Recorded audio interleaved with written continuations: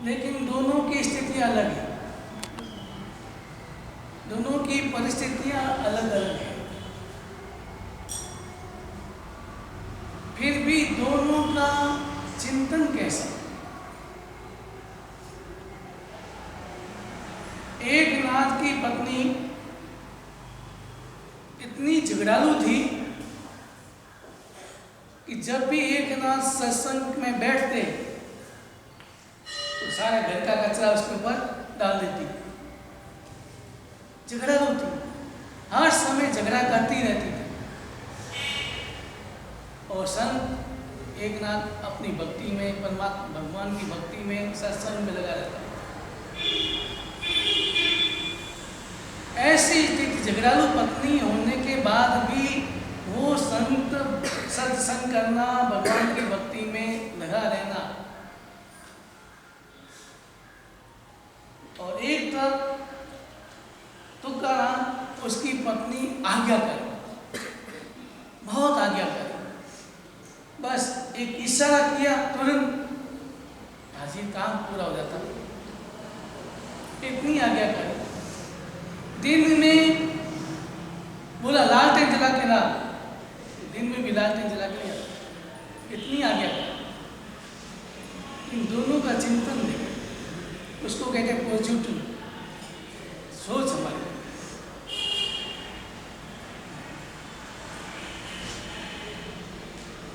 उसने सोचा तुकाराम ने कि मेरे अच्छा हुआ कि मुझे झगड़ालू पत्नी मिली, इसलिए मैं भगवान की भक्ति आराम से करता हूँ और सत्संग करता हूँ। अगर मुझे आज्ञाकारी या अच्छी पत्नी मिल जाती, हो सकता है मैं मुंह में डूब जाता, आसक्ति में डूब जाता। इसलिए अच्छा हुआ कि पत्नी मुझे झगड़ालू मिली और मैं आराम से सत्संग करता हूँ, भगवान की भक्ति करता हूँ। और उसका चिंतन क्या, चिंतन क्या कि अच्छा हुआ कि मुझे आज्ञाकारी पत्नी मिली, इसलिए मुझे कोई टेंशन नहीं और मैं आराम से भगवान की भक्ति करता हूँ, सत्संग करता हूँ। स्थिति भले कैसी हो, लेकिन हमारी सोच कैसी, सोच हमारी सही है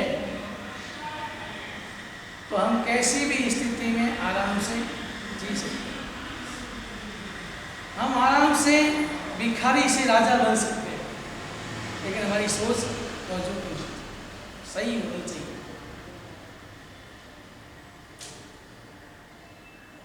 सोच के ऊपर है, और हमारी सोच कैसी है, स्थिति के आधार पर हमारी सोच बदल जाती है। अनुकूल स्थिति हुई तो हमारी सोच अलग, प्रतिकूल स्थिति हुई हमारी सोच अलग हो जाती है। हम हमेशा उल्टा सोचते हैं, नेगेटिव ज़्यादा सोचते हैं, और नेगेटिव सोचने के कारण ही व्यक्ति के भीतर में तनाव पैदा होता है, चिंता पैदा होती है। और चिंता शरीर, एक बार अगर चिंता शरीर में आ गई, मन में आ गई, तो चिंता तो शरीर को एक बार जलाती है और चिंता शरीर को जलाती रहती है। सोच को सही बनाओ तो कभी चिंता नहीं हो सकती। हर स्थिति में व्यक्ति मस्त रह सकता है, सोच अगर हमारी सही है। जब मैं हाई स्कूल जाता था तो एक भिखारी वहीं एक जगह रोज बैठा था, उसका चेहरा निर्दोष, बस उस समय में 10 पैसे हम देते हैं वो राजी हो जाता। बहुत पुरानी बात, 10 पैसे देता, बहुत राजी। एक दिन हमारे सब दोस्तों के मन में आया कि इनको थोड़ा ज़्यादा दे दे। रोज आता है, अच्छा आप ज़्यादा दे दे, सारे अपने अपनी जेब से पैसे निकाले, सारे पैसे निकाल के उसके आगे दिए, पर उसने आगे रखे, लेकिन उस भिखारी ने केवल 10 पैसे उठाए। हमने कहा दोस्त हम कह दे रहे, इशारे दे रहे, संकोच मत कर, ले ले। उसने कहा मैं भिखारी हूँ, डाकू नहीं हूँ, मैं भिखारी हूँ, 10 पैसे मेरा काम चलता है, दिन चल जाएगा। लेकिन अब भिखारी की भी सोच कैसी है, वो भिखारी है लेकिन जीता कैसे, राजा की तरह। मुझे 10 पैसे में आराम से मेरा चलता है तो मैं ज़्यादा क्यों सोचूं, आगे क्या सोचूं। तो हमारी सोच कैसी है, हमारी सोच अलग अलग स्थिति में। मैं आपसे पूछूं कि आप कोई आपको कहे पालीतना में 5 स्टार होटल में ले जाए, आप जाएंगे? क्यों नहीं जाएंगे? पालीतना पवित्र स्थान है इसलिए हम नहीं जाएंगे। और अगर समझ के दिन कोई पिक्चर दिखाने ले आए तो क्योंकि तो मेरे आपकी सोच देख के मेरे मन में आता है आपको तीर्थ याद है, पर्व याद है, लेकिन पाप याद नहीं। ऐसा नहीं कि सिद्धाचल में पावने रही लेकिन होटल में जाना ही पाप है, पाप याद नहीं। तीर्थ याद है आपको, पर्व याद है, लेकिन पाप याद नहीं। वो हमारी विचार है। अगर यही विचारधारा शुद्ध हो जाए कि नहीं सिद्धाचल हो चाहे कहीं भी होटल में जाना ही पाप है, पिक्चर देखना ही पाप है, तो आपकी समझ बनेगी, सही सोच बनेगी। आप डॉक्टर के पास जाते हैं, दवाई लेते समय पूछते हैं इसका साइड इफेक्ट तो नहीं है, साइड इफेक्ट तो नहीं पूछते। लेकिन आप पिज्जा खाते हो, आप कोल्ड ड्रिंक्स पीते हो, गुटखा खाते हो, वो खाते हो, सब कुछ खाते हो, बाजार का खाते हो, उसमें कभी आपने पूछा इसका साइड इफेक्ट तो नहीं? उसमें पूछते हैं क्या? बाजार का खाते समय पूछते हैं क्या? मैंने सच्ची घटना बताऊँ, मैं और गुरु महाराज, जयपुर की घटना है, आज से लगभग 30 साल हुए होंगे, मेरा 35 साल हुए तो दूसरा चमासा था। हम गोची गई गोची जा रहे थे गुरु महाराज के साथ। अब वो रोड आती वहाँ, रोड क्रॉस करना बड़ा मुश्किल होता है, भीड़ बहुत, गाड़ियाँ बहुत होती है क्रॉस करना। तो हम 2 मिनट वहाँ रुके, कभी सिग्नल बनेगा तब आराम से निकलेंगे। हम रुके और संयोग से क्या है, सामने होटल का पिछवाड़ा था, आगे शोरूम था नमकीन का, पिछवाड़ा था। और मैं गुरु महाराज देख रहे, अरे तो आंखें तो जाएगी, नजर जाएगी, वहाँ देखा नजर वही इतनी बड़ी पराहा, और उसमें वो आटा गूंथ रहे। आटा भी किसे? पाँव से, हाथ से नहीं, पाँव से, घुटनों से। और गर्मी का समय, गर्मी में उमस हो, गर्मी, और आटा गूंथ रहे तो क्या हो रहा है? पसीना हो रहा है। और साथ साथ पंखा भी लगाए तो सर्द, गर्मी और सर्दी तो क्या होगा? सर्द गर्म, जुकाम भी, और पसीना उस आटे में जा रहा है, हम देख रहे वो आटे में जा रहा है, और जुकाम हुई, फूं किया, आखिर की तरह आटा में हाथ किया, यूं किया, आधा ज़्यादा। ये आंखों देखी घटना है। और फिर भी आपको लगता है बाजार, फिर भी आप हमको पे क्या आके कहते हैं महाराज ये बहुत बड़ी अच्छी नमकीन है, दुकान शानदार है, नमकीन उसकी बहुत बढ़िया है, प्रसिद्ध है। आपको नमकीन क्यों अच्छी लगती है? मुझे मालूम पड़ा उस घटना देख के कि आपको बाजार की नमकीन क्यों अच्छी लगती है। तो नेगेटिव, अगर आप ये सोच लें कि नहीं बाजार में खाना जैसा नहीं है, उसमें पाप है, ये अगर समझ आ जाए तो आप बाजार का नहीं खाएं। लेकिन आपको खाली ये याद है कि पर्व याद है, तीर्थ याद है, यहाँ नहीं खाना, लेकिन बाद में वहाँ पाप लगता है, बाकी पाप नहीं। बाद में बाकी पाप नहीं है क्या? तो पाप तो हर जगह होता है। तो ये हमारी घटना, हमारी मानसिकता है। सोच सही बनाए, अच्छी सोच बनाए, तो ही हमारा जीवन, हम आगे बढ़ सकते हैं। लेकिन हमारी सोच कैसी है? अगर कोई मुनीत महाराज की किताब आपने पहले खरीद ली, एक दिन पहले खरीदी, और दूसरे दिन उसी किताब की प्रभावना हो, तो आप क्या करेंगे? क्या आएंगे? भाव क्या आएंगे? तो क्या यार, कल खरीदी, आज कल नहीं खरीदा तो आज ये पॉकेट मिल जाती, पहले भाव ये आएंगे। लेकिन अगर आप यही कह सकते हैं कि भाई मेरे पास तो किताब, ये किताब किसी दूसरे को दे देना, ये भी कहते हैं। लेकिन अगर दूसरे दिन मोबाइल की प्रमाणा हो तो आप ये कहेंगे मेरे पास है भाई, दूसरे को दे दो, कहेंगे?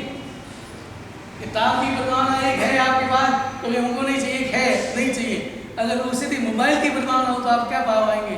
लेंगे कि कहेंगे हमारे पास है, दूसरे को दे दो, दो लेके जाए। और अगर इसकी प्रमाण हो तो आएंगे। लेकिन सोच कैसे? एक व्यक्ति दोस्त घर से चाय पी के निकला है और इसका दोस्त मिला है, आवाज लगाई है, आओ बेटा दोस्त, आओ जल्दी आओ, चाय पियो। अब दोस्त मनमार करता है, आप क्या करेंगे? चाय पी लेंगे। लेकिन वही तो आप मंदिर गए, मंदिर से बाहर आए और दोस्त मिला कि चलो मंदिर चले, तो क्या कहेंगे आप? अभी जाके आए, चाय पीते से भी नहीं कहा कि मैं चाय पी के आया हूँ, और मंदिर जाने के गए तो अभी जाके आए। ये हमारी मानसिकता। इसलिए परमात्मा कहते हैं कि अगर धर्म की बात तो बहुत दूर है, लेकिन सबसे पहले अगर ये विचारधारा मेरी निर्मल बन जाए, विचारधारा सही बन जाए, नेगेटिव नहीं बने, अगर नेगेटिव विचारधारा हमारे दिमाग से निकल जाए और पॉजिटिव सही सोच अगर हमारी आ जाए, तो व्यक्ति कभी दुखी नहीं हो सकता है और उसका मन स्थिर बन जाता है और मन कहीं भटकता नहीं है। सोच हमारी सही बन जाए, हर स्थिति में हम पॉजिटिव हैं। अगर आप ये सोने कि मैं तिरपात्र में ढूंढ रहा हूँ, तिरपात्र में ढूंढने निकले आप, क्योंकि अच्छा आदमी मिल जाए तो अच्छा आदमी मिले, लेकिन एक कोई संत मिला, क्या करे? अच्छा एक दूसरा आदमी का नहीं, मैं तिरपात्र में निकला हूँ, कोई व्यक्ति की अच्छा ही ढूंढने निकला हूँ, तो ये सही है कि अच्छा आदमी ढूंढने सही है? अच्छा आदमी ढूंढने के लिए निकलेंगे कि व्यक्ति में से अच्छा ही ढूंढने निकलेंगे? दाऊद के पास थी, दाऊद के मन में भी कोई अच्छा ही होगी और मेरे भीतर में कोई बुराई भी हो सकती, लेकिन हम क्या ढूंढेंगे? क्या ढूंढेंगे? ढूंढी क्या चाहिए? अच्छा ही ढूंढी कि व्यक्ति में अच्छा ही क्या है। इसलिए परमात्मा कहते हैं कि किसी व्यक्ति से घृणा मत करो, किसी व्यक्ति से घृणा मत करो। हाँ, हो सकता है उसके दुर्गुणों से घृणा करो, उसके दुर्गुण हैं उसके मत घृणा करो और उसको समझा कर उसके दुर्गुणों को दूर करने का प्रयत्न करो, लेकिन व्यक्ति से घृणा मत करो। हम क्या कर लेते हैं? व्यक्ति से ही घृणा कर लेते हैं, वो व्यक्ति ऐसा है, वो व्यक्ति ऐसा है, तो व्यक्ति से घृणा करते हैं, लेकिन उस व्यक्ति में भी दुर्गुण है, लेकिन अच्छाई भी होगी। तो हमें क्या ढूंढना है? अच्छा। अगर हमारी सोच अच्छाई ढूंढनी हो जाए तो हम बहुत आगे बढ़ सकते हैं, अच्छा ही ढूंढे तो। लेकिन अच्छा ही नहीं ढूंढे, लेकिन कभी कभी मुझे समझ में आती है, आप करोड़ों का व्यापार करते हैं और कोई सारा इनकम टैक्स वाला जिसकी खादी के कपड़े पहन के 1 लाख 2 लाख की तनख्वाह नहीं है, 1 लाख की तनख्वाह नहीं है, उसके आगे भी आपको क्या करना पड़ता है? करना पड़ता है, उसका स्वागत करना पड़ता है, चाय पिलानी पड़ती है और भगत करनी पड़ती है। क्यों? ऐसा क्यों? आप हमें सोच रहे हैं कि मेरे आगे, मैं किसी के आगे नहीं झुकूंगा, क्यों झुकूंगा? उसके लिए क्या करना पड़ेगा? 1 नंबर का धंधा करना पड़ेगा। 1 नंबर का धंधा है, बिजनेस करते हैं आप, तो फिर कितने लोग आए, फिर आप करेंगे उसको स्वागत करेंगे? नहीं करेंगे, क्या आप सही? लेकिन इसमें सोच हमारी अगर सोच आ जाए, मन में आ जाए कि नहीं, मैं परमात्मा का अनुयायी हूँ, मैं किसी के आगे झुकूंगा नहीं, तो अपने आप मन बदल जाए, अपना आप धीरे धीरे वो सही लेन पे आ जाता है। लेकिन सोच हमारी कैसी हो? अब आप घटना देखें, एक राजकुमार की नई शादी हुई थी और शादी हुई, हो सकता है शादी सुबह का मुहूर्त होगा, दोपहर का मुहूर्त होगा, उसकी शादी हो गई और शाम के समय में दोस्तों के साथ वो घूमने निकला बगीचे, और बगीचे में एक सन्यासी साधु को देखा, जैन मुनि को देखा, बुढ़ा शरीर है, अकेले बैठे हैं, बाकी साधु आगे बैठे और वो अकेले एक पेड़ के नीचे बैठे, क्योंकि वो साधु जानता था अकेले क्यों बैठे हैं। उनकी सोच कि मेरा स्वभाव खराब है, मुझे जल्दी क्रोध आ जाता है, मुझे जल्दी गुस्सा आ जाता है, इसलिए वो एक काम करके बैठता है कि भाई ऐसा कोई निमित्त नहीं मिलेगा इसे मैं क्रोध करूँ, इसलिए वही काम पे बैठे और अकेले एक पेड़ के नीचे बैठे अपनी साधना करे। वो 2-3 युवक घूमते घूमते वहाँ पहुँच गए, वहाँ पहुँचे और वंदन किया। वंदन करने के बाद शाखा पूछी और कहा महाराज जी, दोस्तों के मन में बोला नहीं थे, शादी हुई थी, मजाक करने का शुरू करा। उसने मजाक की, बाबा वो महाराज बोलते आप अकेले बैठे, आपका शिष्य नहीं है क्या? कोई शिष्य नहीं है इस उम्र में, बुढ़ापे में आप अकेले बैठे? क्या आपको शिष्य ने आपको छोड़ दिया? क्या शिष्य नहीं है? इस तरह से बात आ रही। गुरु गोविंद ने कहा नहीं भाई, आपको भी बात करना है, धर्म की बात करनी है, आत्मा की बात करनी है तो मैं बैठो, तो अगर नहीं बात करनी है तो आप यहाँ से चले जाओ। पहली बात प्रेम से बोलो, लेकिन लोगों ने युवकों ने सोचा कि थोड़ा और मजा ले, मजाक करें। मैंने कहा नहीं भगवान आप अकेले बैठे, आपके हमारे मन में थोड़ा बहुत विचार आ रहे हैं, आप अकेले इस उम्र में, बुढ़ापे में आपकी सेवा करने के लिए कोई नहीं है। मुझे बोलने का नहीं, आप चले जाओ यहाँ से, आपको वार्तालाप करनी अच्छी करें ना, आप जाओ यहाँ से, मेरा स्वभाव सही, तुम यहाँ से चले जाओ। उन्होंने लगा चिढ़ रहे, आज अपन को क्या मजा आता है, जो चिढ़ते उसको ज़्यादा चिढ़ते ये मत। अभी आप हमारा संग कहा नहीं कि इसका बंदर दिमाग में नहीं आना चाहिए, अब हमारा कह दिया तो नहीं आता हो तो भी आएगा, तो नहीं आता तो जरूर आता है। अपनी उल्टा चलते हैं, लिखा हुआ ये है यहाँ पर ऐसा नहीं करना चाहिए, यहाँ पर थूकना नहीं चाहिए, मानसिकता ऐसी। तो वो थोड़ा चिढ़ रहे थे तो वो और मजा आया और मजा, अरे महाराज जी हम तो चाहते हैं आपके कोई शिष्य नहीं, इसको शिष्य बना लाओ, इसको जिसकी आज ही शादी हुई थी उसको शिष्य बना लो। गुरु भगवान ने कहा तो उसमें आचार्य बोले तुम चले जाओ, अच्छा रहेगा, मेरा स्वभाव सही नहीं है, इधर उधर की बातें मत करो, चले जाओ तुम यहाँ से। और ज़्यादा जोश और गुस्सा थोड़ा धीरे धीरे बढ़ने लगा और वो ज़्यादा और चिढ़ाने लगे और अचानक गुरु मोहम्मद का गुस्सा तेज हुआ और उन्होंने कहा इसको शिष्य बना लो, पकड़ा माथा उसका और लूज करना पड़ा, लूज कर हाथ में। वो बेचारा बहुत कुछ करता है, शक्ति थी, ताकत थी, साधना थी, तप था, बल था, इसलिए हिला लेकिन छुड़ा नहीं सकता और धीरे धीरे कोई लोच खून बहरा लोच कर और ये दृश्य देखा, बाकी ये धारे भागे। अब वो लोच कर पूरी लोच हो। अब यहाँ युवक उसकी सोच दे, उसका चिंतन दे। अगर अपन होते तो क्या करते, लोच करने वाले क्या करते, भाग जाते, लेकिन उसकी सोच, उसका चिंतन, वो सोच लिया रोज करती, मुझे दीक्षा लेनी चाहिए थी, दीक्षा लेनी चाहिए, लेकिन मैं नहीं पाया, योग नहीं बना या कोई वातावरण ऐसा अनुकूल नहीं था, लेकिन दीक्षा तो थी। अब मुझे दीक्षा मिल गई, अब मुझे गुरु मिल गए, दीक्षा मिल गई, अब मुझे नहीं चाहिए। दूसरा चिंतन चला, गुरुदेव अभी सब युवक लोग जाएंगे राजा के पास घर पर और पुलिस आएगी, सैनिक आएंगे, तो इसे मेरा धर्म बदनाम हो जाएंगे, आप बदनाम होंगे, जिन शासन बदनाम हो जाएंगे, ये जबरदस्ती दीक्षा पकड़ा दी, मूड दिया, जबरदस्ती दीक्षा दे दी, जबरदस्ती दोष कर दी, हमारा धर्म बदनाम, इसलिए अपन चले यहाँ से। गुरु भगवान ने चल दोपहर का समय था, उसमें 4 बजे चल रही, अब चलते चलते बूढ़ा शरीर, अब धीरे धीरे थकान आई, तो शिष्य ने अपने कंधे पे बैठा लिया, इसको गुरु को कंधे पे बैठा लिया। अगर आपको कोई, मैं अगर जबरदस्ती दीक्षा दे दूँ तो आप घर जाने वाले नहीं,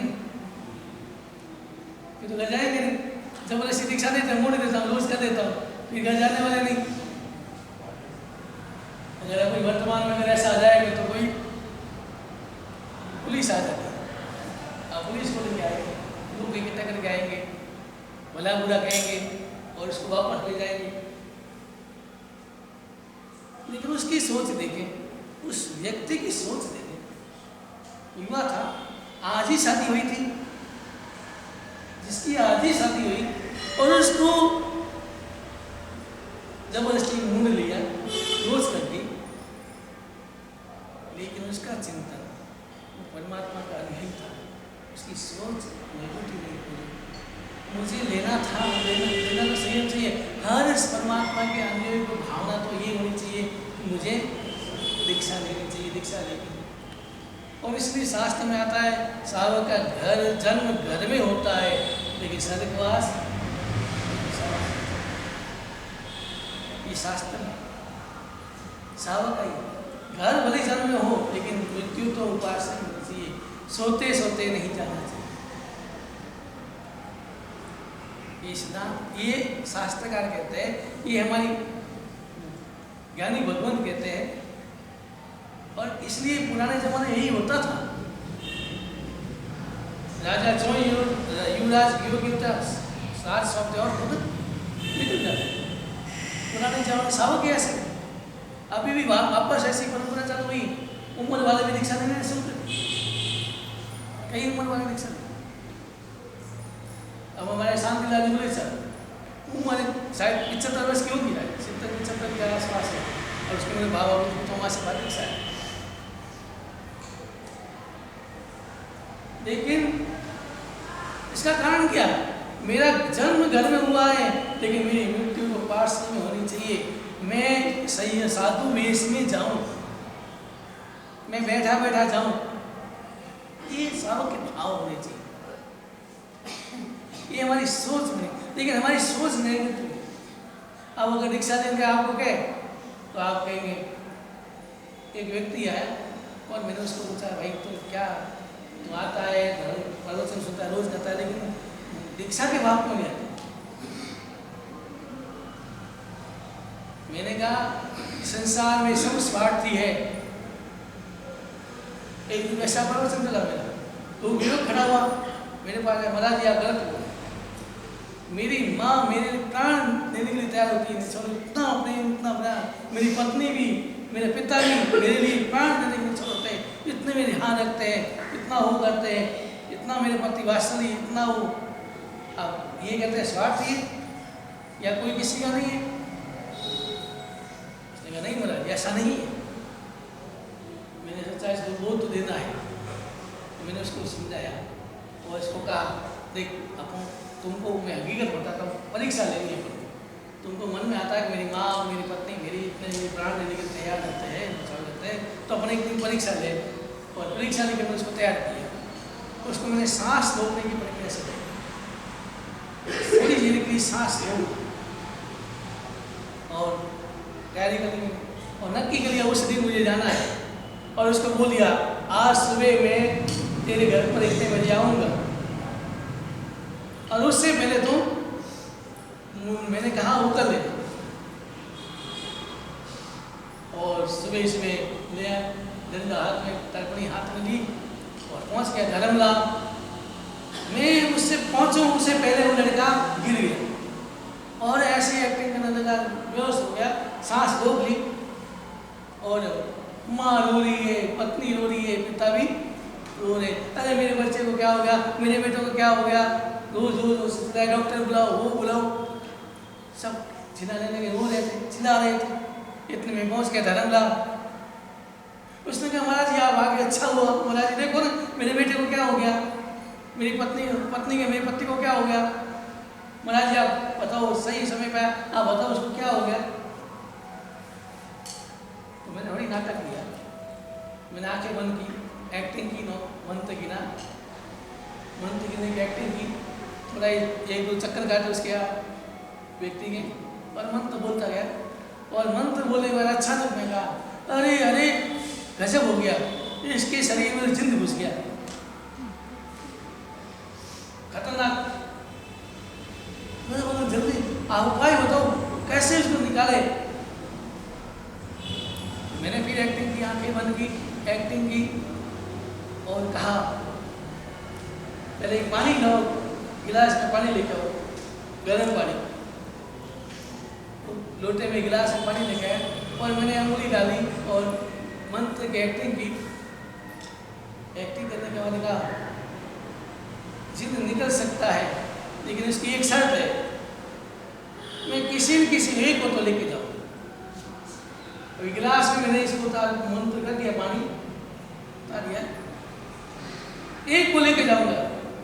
तो मैंने सबसे पहले उसके पिताजी के आगे गिलास पी, आप पी लो, आप तो क्या आपकी उम्र होगी है 60-70 साल की उम्र की, 60-65 साल की, आपका बेटा बच जाएगा, आप गिलास पी लो, पानी पी लो। वही दूर को दूर, नहीं नहीं मैं चला जाऊंगा, नहीं डोकरी का क्या होगा, डोकरी को क्यों संभालेगा, दूर रखो, मैं नहीं पीऊँ। मैंने उसकी माँ को कहा आप पी लो, आपका बेटा बहुत पुराना है, आपको प्राणों से प्यारा है, आप पी लो। नहीं नहीं मैं नहीं पीऊंगी, मैंने चली जाऊंगी, डोकरी का क्या होगा, कौन संभालेगा। इस क्षेत्र संसार के क्षेत्र, दीक्षा के क्षेत्र में यही आता है, जब भावना होती है तो सोचते पत्नी का क्या होगा, कौन संभालेगा, विचार। तो उसने नहीं दूर रखो, मैं नहीं पीऊँ। मैंने कहा आपको बहुत बेटा प्यारा है, आपको मेरा बेटा का तो प्यारा है, आप हर बच्चे की हर इच्छा पूरी करते हैं, तो आप पानी पी लो। नहीं दूर रखो। तो लास्ट में पत्नी को पूछा, मैं तुम पी लो, मेरा पति जी तुम पी लो। नहीं नहीं दूर रखो, मैं पी लूंगी, मेरे बच्चों को क्या होगा, ये तो दूसरी शादी कर लेंगे, मेरे बच्चों को क्या होगा। सबने मना, आखिर में मैंने बजाया, कहा मैं पी लूं, हाँ महाराज आप पी लो, आपको के आगे और पीछे आप पी लो, आपकी समाधि जोरदार ने बना। और जो ही बात पूरी घटना घटी पूरी हुई, लड़के को इशारा किया, लड़का उठ गया। मैंने इशारा किया, देख क्या तुम कह रहे थे मेरी माँ मेरे बाप प्राण देने के लिए तैयार है, ऐसे है वैसे है, कहना आसान है, जान भी हाजिर, कहते ना अपने प्यार में, तेरे लिए जान भी हाजिर, कहना आसान, बोलना ही आसान, लेकिन कोई एक दूसरे के लिए जानते नहीं। मैंने तो समझा, अरे क्या हुआ, तुम कह रहा था नहीं मेरी माँ ऐसी, मेरे बाप ऐसा, मेरी पत्नी ऐसी, क्या हुआ, एक उस जन्म जो क्या बोला सही बात है, आप सही कह रहे हैं, सब स्वार्थी है, सब मतलबी है, सब एक दूसरे को, मेरे को राजी इसलिए रखे, उसकी में भी मेरा उसका स्वार्थ है। पत्नी मुझे राजी रखती है मेरी सेवा करती, उसमें भी स्वार्थ है। माँ भी मेरा करता, कोई भी स्वार्थ रहता है तो ही एक दूसरे के प्रति प्रेम और प्यार भाव आते हैं, स्वार्थ के बिना नहीं। लेकिन उस व्यक्ति को देखे, युवराज को देखे जिसकी आज शादी हुई, दीक्षा ली, और उस विचार किया नहीं यहाँ से प्यार करे, नहीं तो राज कोई आए, सिपाही आएंगे पकड़ेंगे, मेरा जैन धर्म बदनाम होगा, आपको बदनाम, आपको तकलीफ होगी, चले गया। गुरु महाराज थके तो कंधे में बैठा दिया, चलता गया, जितना हो सके दूर चले जाए। धीरे धीरे चलते चलते अंधेरा हो गया। अब अंधेरा हो गया तो भी वो चलता है, अब अंधेरा हो गया, थोड़ा ज़्यादा अंधेरा हो गया तो पाँव खड्डे में भी जाता है, खड्डे में जाता है। गुरु महाराज को एक तो मेरे साथ मजाक की, और शिष्य ने आज ही दीक्षा दी और मुझे कितना कष्ट दे रहा है, खड्डे में जाता है, कभी अंधेरे में चल रहा है, और शिष्य का चलकर क्या चल रहा है, उस राज को अरे मैंने आज ही दीक्षा दी, मुझे गुरु की सेवा करनी चाहिए, गुरु को सुख पहुंचाना चाहिए, साता पहुंचानी चाहिए, और आज ही मैं दीक्षा ली और गुरु महाराज को कष्ट पहुंचा। चल रहा है, खड्डे में पाँव आ रहा है, चल रहा है, और धीरे धीरे गुरु का क्रोध बढ़ता गया, और वो मुनि, वो राजकुमार चिंतन कर रहा, मन के अंदर पश्चाताप के भाव कि अरे आज ही मैंने दीक्षा ली और आज ही मैं गुरु को कष्ट दे रहा हूँ, तकलीफ दे रहा हूँ, रात को चल रहा हूँ, अंधेरे में चलना पड़ रहा है, खड्डा पड़ा है, ठोकर लगती है, मेरी तकलीफ नहीं, गुरु महाराज को तकलीफ होती है, खड्डा में पाँव जाता है, गुरु महाराज का शरीर बुढ़ा है, कष्ट हो रहा है, पश्चाताप चल रहा है, पश्चाताप के भाव चल रहे हैं, शरीर से शरीर भी चल रहा है और मन में पश्चाताप के भाव भी चल रहे हैं, और चलते चलते पश्चाताप करते करते ऐसे भाव आए, उत्कृष्ट भाव, उन्हें स्थानक शरीर चढ़ता गया और पश्चाताप के भाव चढ़ते चढ़ते केवल, और उससे पहले केवल ज्ञान हो एक डंडा पड़ा गुरु उसका कहा गया, इकट्ठे में वहाँ पड़ता बार बार, कितना कष्ट हो रहा है, एक डंडा गुरु में गुरु भी आ गया होगा, लेकिन रोज चल रहा है, बाद में क्या हो गया, सीधा चल रहा है, अब खड्डे में वहाँ भी जा रहा है, अंधेरा है, फिर भी खड्डे में पाँव नहीं जा रहा है। तो गुरु ने सोचा नहीं थे, विचार किया अभी इतना देर पहले खड्डे में पाँव जाता था, अभी एकदम सीधा चला है, खड्डे में पाँव नहीं जा रहा है। पूछा खड्डे में पाँव नहीं जा रहा, क्या हुआ, तुम्हें ज्ञान हुआ क्या? आपकी कृपा से। केवल ज्ञान होने के बाद भी ऐसा नहीं, तू नीचे चल, मैं केवल हूँ, ऐसा नहीं। जवाब ही क्या, आपकी कृपा से। कौन सा ज्ञान? केवल ज्ञान। जो ये मालूम पड़ा केवल ज्ञान हो गया, तुरंत नीचे होते गुरु, अरे मैंने केवल की आसाधना कर दी, केवल के कंधे में बैठा रहा, कितनी घोर आसाधना की मैंने, वो भी चरणों में गिर गया। इसके उसी से ताब क्या हो गया, केवल के सिर में गिर गया। और वो भी पछता रहा, बोलने लगा मैंने केवल की आसाधना की, केवल के कंधे में बैठा रहा, इतनी घोर आसाधना की, वो भी पछता रहा, बोलने लगे पछता रहा बनते तो वो भी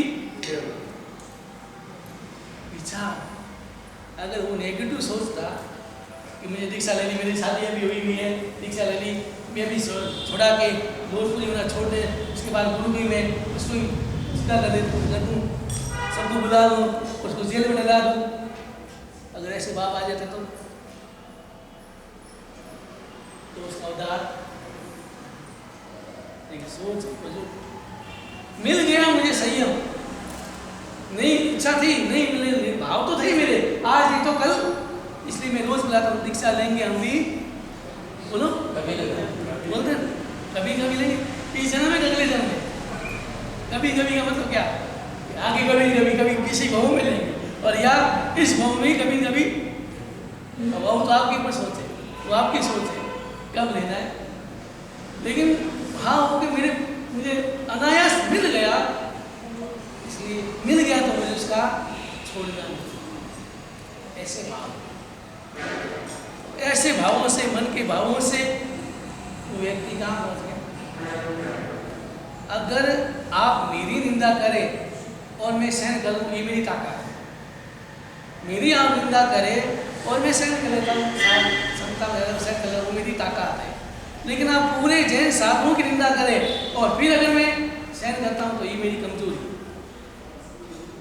कोई व्यक्ति आपके व्यक्तिगत की निंदा करे और उसने आपने सहन कर लिया, वो आपकी ताकत है। लेकिन कोई पूरे धर्म की आपकी निंदा करे तो आप सहन करें तो क्या हो गया, आपकी कमजोरी। तो ये विचार अलग अलग होने चाहिए, सोच हमारी कैसी बढ़े। लेकिन हमारी सोच तो हमेशा नेगेटिव चलती है। आपको शादी में गए, शादी में शानदार भोजन बना, आपने भोजन किया और बाहर आए, दूसरे दोस्त मिले, अरे क्या कैसा रहा कारीगर, बहुत अच्छा रहा, खाना कैसा रहा, खाना बहुत आइटम बहुत अच्छे थे लेकिन पापड़ नहीं था। अब मन क्या, कोई आप क्या करेंगे, अच्छा ही निकालेंगे, कमजोरी गलत उसकी कमजोरी बताएंगे, आप उसकी अच्छाई बताएंगे। खाना बहुत अच्छा बना, बहुत आइटम बने लेकिन पापड़ नहीं था, क्या हुई, मतलब आप कमजोरी, -1 देखते, +1 -1। और ये तो छोड़ो, मंदिर में जाए और भगवान की अंगी तो बहुत अच्छी बनी लेकिन मुकुट टेढ़ा था, वहाँ भी भगवान की मुकुट नजर। कोई न कोई आपको, आपकी हमारी नजर गलती ढूंढती है, अच्छाई नहीं। और जिसकी नजर में अच्छाई ढूंढने आ जाए, अच्छाई देखे, समझ लेना कि वो उसका जीवन सार्थ हो जाएगा, उसके जीवन में कोई कष्ट नहीं आएगा, नहीं कोई तनाव आएगा, कुछ भी नहीं आएगा, वो सही सोच। इंदौर में कोई मेहमान आए हुए थे बम्बई से और एक व्यक्ति साथ जा रहा था और अचानक साइकिल वाले ने उसको टक्कर मार दी, वो गिर गया, हाथ में लगी, खून आया और वो उठा, साइकिल वाला वही रुका, भागा नहीं। बम्बई वाले ने सोचा इसको गिराई, बम्बई में कोई टक्कर ऐसे मार दे, उसने मारा नहीं, वो उठा और साइकिल वाले के पास में गया और उसको धन्यवाद दिया, धन्यवाद। मैंने सोचा कि अरे क्या, एक तो तुमने टक्कर लगाई, गिरा, उल्टा मारा नहीं, डांटा नहीं, और ऊपर से अगर तुम्हें कुछ नहीं कहना तो अपना आप चला जाता, लेकिन वहाँ धन्यवाद क्यों दिया। तो इसने कहा तुम मालूम नहीं, इसको मैं जानता हूँ, ये रोज आता है, तुम नहीं जानते। नहीं धन्यवाद देने की आवश्यकता क्या थी। तो इसने कहा कि रोज ये ट्रक निकलता था रोज, आज ये सही करने का धन्यवाद इसलिए भगवान को, यार रोज ट्रक गाड़ी लेके निकलता था, ड्राइवर है ट्रक का, रोड ट्रक लेके निकल रहा, आज साइकिल लेके निकला, इसलिए भगवान को धन्यवाद, इसको धन्यवाद दिया, साइकिल निकला। क्यों? अगर गाड़ी लेके निकल रहा तो मेरे उसमें भी सोच कैसे, उसकी सोच कैसे। धन्यवाद कि आज लोग साइकिल इसी लेके लगी है, कल अगर ट्रक से तो नहीं रहेगी, उसको ट्रक तो चला रहा था। तो अगर हर स्थिति में हम अगर प्लस पॉइंट ढूंढे, सोच अगर हमारी पॉजिटिव जाए हर स्थिति में, तो आप कभी सुखी दुखी नहीं हो सकते। और अगर सोच सही होगी, पॉजिटिव सोच होगी, तो ही हम धर्म में भी आगे बढ़ सकते हैं। और अगर हमारी सोच नेगेटिव है, यहाँ आने के बाद भी मन हमारा सोच हमारी नेगेटिव है, तो यहाँ भी हम क्या ढूंढेंगे? कमजोरी ढूंढेंगे, गलतियाँ ढूंढेंगे। तो हम यहाँ आने के बाद भी लाभ नहीं उठा पाते। इसलिए हमारी सोच सही बनाए, पॉजिटिव सोच बनाए, सही सोच बनाए, और सही सोच यही गुणों को देखे। हमें हर स्थिति में प्लस को देखना है, माइनस को देखना। हर स्थिति में कहीं भी जाओ प्लस देखो, माइनस नहीं। हमारी बचादार यही होगी, मुझे गुण देखने हैं, दुर्गुण नहीं।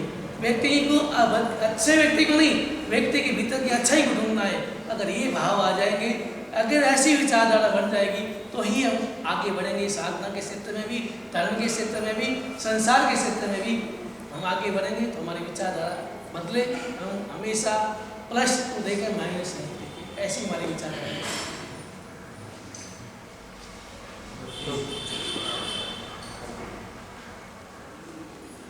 मन को किसकी उपमा दी गई थी? आपका प्रश्न है। और जिसको नहीं आता है, आनंद भैया।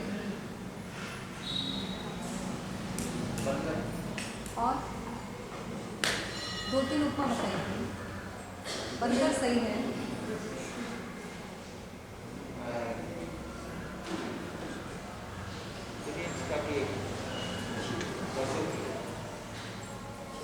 पशु, हाँ, पक्षी। और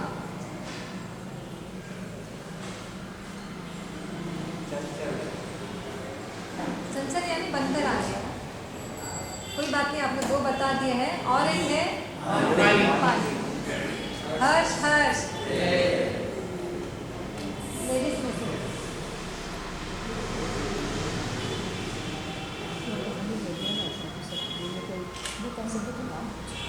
आज गुरुदेव ने कहानी बताई थी लास्ट में कि आचार्य भगवंत अपने खंडों पे शिष्य को बिठा के लेके गए। आचार्य भगवंत ने नाम नहीं बताया। आप में से कोई बता सकते हैं? आप सबके पढ़ी हुई कहानी है, बता सकोगे?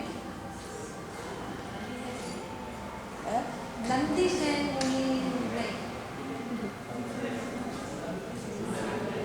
ध्यान है तो आग ऊपर मम्मी बराबर, चंद्र रुद्राचार्य। एकदम बराबर। चंड रुद्राचार्य उनका नाम था, चंड रुद्राचार्य।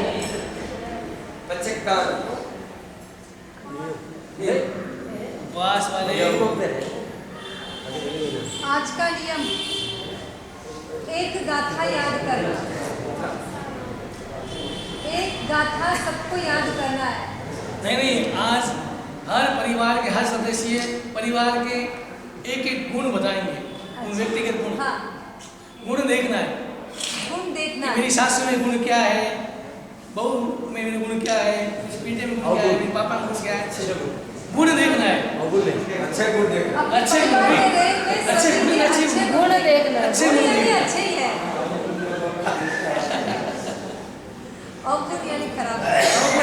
चल ना, ऐसा नहीं, वो आज देखना है। कल मदद से यहाँ पे पूछेंगे हाँ, एक को किसने क्या देखा, किसी को भी पूछ सकते हैं। उपवास वाले हाथ जोड़े, उपवास के बाद